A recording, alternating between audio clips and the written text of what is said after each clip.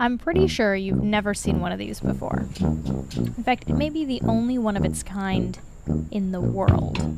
Any guesses?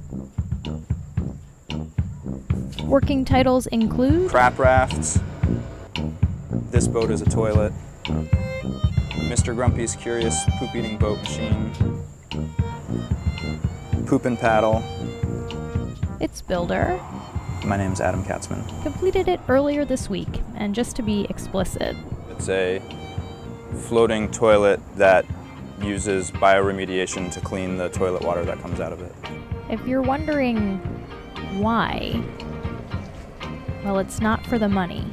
Toilet paddle boat probably is not the most lucrative business plan. Adam's a green builder. He converted this houseboat, parked across the dock at the same Queens Marina, into an off-grid structure. And in the end, the water system on that boat is something that I became really excited about. So he started studying water treatment in books and online, and this is his next experiment. And it's also a timely conversation piece. A few weeks ago, a fire at a New York sewage processing plant resulted in loads of raw sewage being dumped into the harbor. Which became a huge issue, but it's no different than what happens every time it rains in New York. The problem is called combined sewage overflows. Rainwater and sewage travel through the same pipes, and when it rains, the pipes get too full and they're designed to overflow into the waterways. Whereas Poop and Paddle is a self-contained sewage treatment plant, although it's sized only for one person's use. So here's how it works. So rainwater falls off the lower roof and goes into a holding tank for the toilet. To bring water in, you pump that lever, and then to flush the toilet, you pull that lever.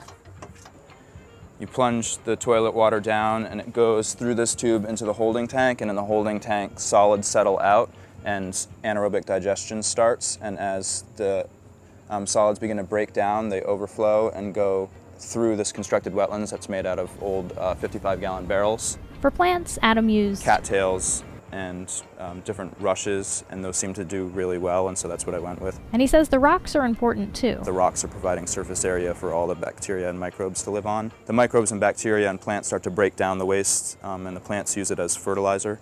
The wastewater flows below the surface, pulled along by gravity.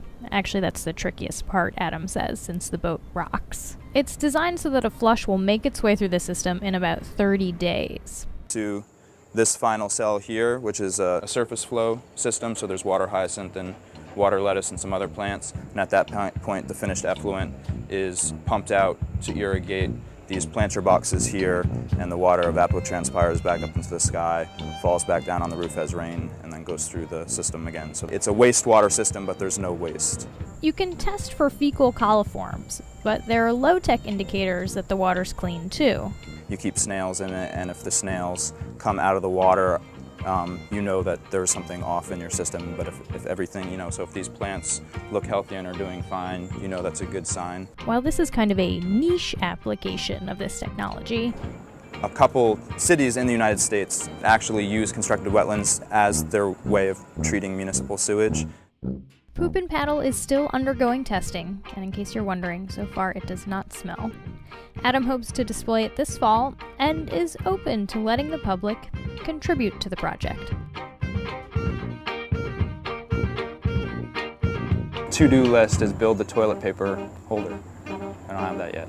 It's coming. Yeah, coming soon. Toilet paper roll. For Science Friday, I'm Flora Lichtman.